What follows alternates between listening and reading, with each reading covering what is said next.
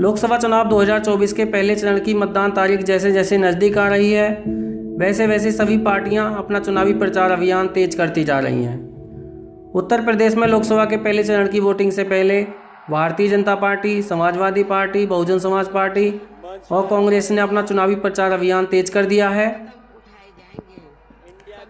पहले चरण में 19 अप्रैल को उत्तर प्रदेश की 8 लोकसभा सीटों के लिए वोटिंग होनी है।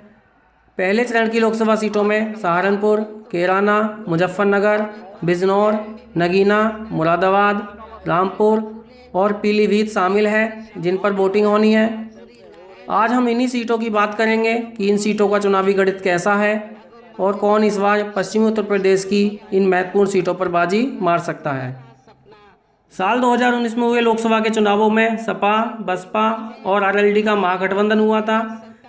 तब इन 8 सीटों में से 5 सीटें सहारनपुर, बिजनौर, नगीना, मुरादाबाद और रामपुर में सपा बसपा गठबंधन जीता था।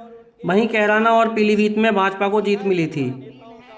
इस बार सपा और कांग्रेस ने इंडिया गठबंधन बनाया है।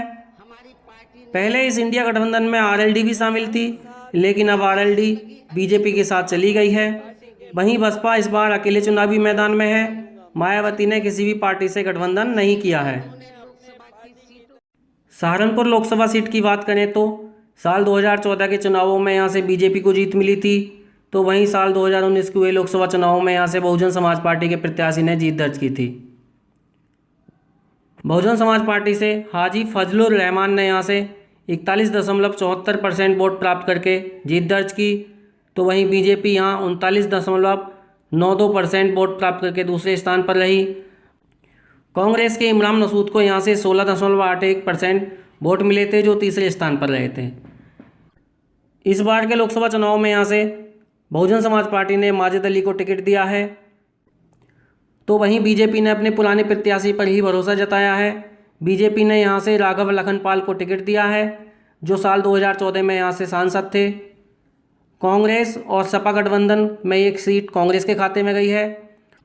इमरान मसूद यहाँ कांग्रेस के सिंबल पर चुनाव लड़ रहे हैं।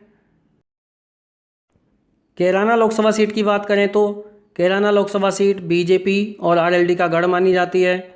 अब तो बीजेपी और आरएलडी का गठबंधन हो गया है, तो ये देखना महत्वपूर्ण होगा कि अन्य पार्टियां बीजेपी और आरएलडी गठबंधन प्रत्याशी को कितनी टक्कर दे पाती हैं।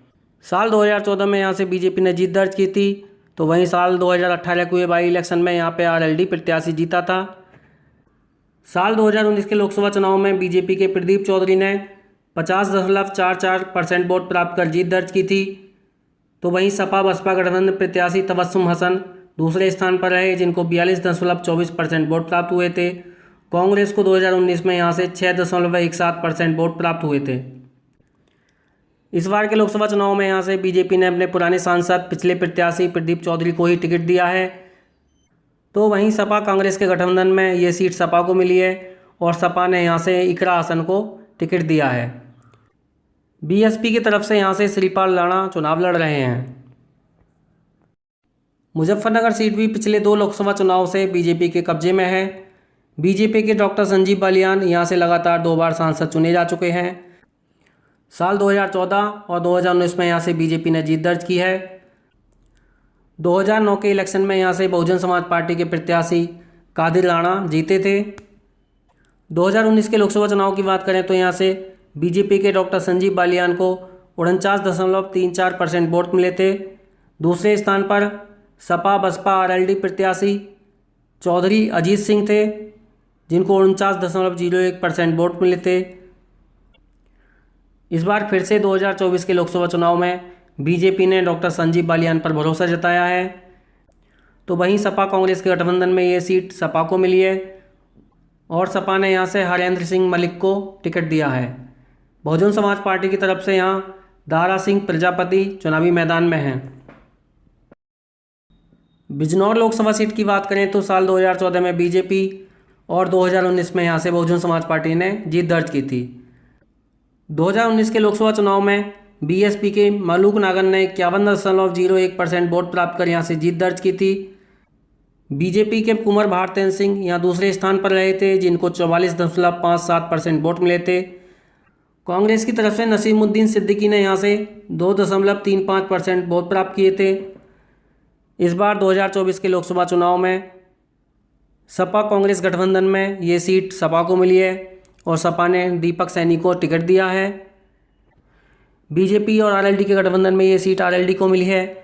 आरएलडी ने यहाँ से चंदन चौहान को टिकट दिया है, तो वहीं बसपा की तरफ से चौधरी विजेंद्र सिंह चुनाव लड़ रहे हैं। नगीना लोकसभा सीट की बात करें तो साल 2009 के चुनावों में यहाँ से समाजवादी पार्टी, 2014 में बीजेपी और 2019 में यहाँ से बहुजन समाज पार्टी ने जीत दर्ज की थी। पिछले 2019 के लोकसभा चुनाव में यहाँ से बहुजन समाज पार्टी की तरफ से गिरीश चंद्र जाटव ने 56.31% वोट प्राप्त कर जीत दर्ज की थी। बीजेपी के यशवंत सिंह यहाँ से 39.78% वोट प्राप्त कर दूसरे स्थान पर रहे थे। कांग्रेस को यहाँ से 1.99% वोट मिले थे। इस बार सपा कांग्रेस गठबंधन में ये सीट सपा को मिली है। सपा ने यहाँ से मनोज कुमार को टिकट दिया है। बीजेपी की तरफ से ओम कुमार लड़ रहे हैं, तो वहीं बहुजन समाज पार्टी ने सुरेंद्र पाल सिंह पर भरोसा जताया है। लेकिन इस बार नगीना लोकसभा सीट इसलिए महत्वपूर्ण हो जाती है कि यहाँ से भीम आर्मी के संस्थापक और आज़ाद समाज पार्टी के राष्ट्रीय अध्यक्ष चंद्रशेखर आज़ाद भी चुनाव लड़ रहे हैं। पीलीभीत लोकसभा सीट की बात करें तो ये भी बीजेपी का गढ़ मानी जाती है। 2014 में यहाँ से मेनका गांधी और 2019 में यहाँ से वरुण गांधी बीजेपी की तरफ से सांसद बन चुके हैं। 2019 के लोकसभा चुनाव में यहाँ से बीजेपी के वरुण गांधी को 59.38% वोट मिले थे।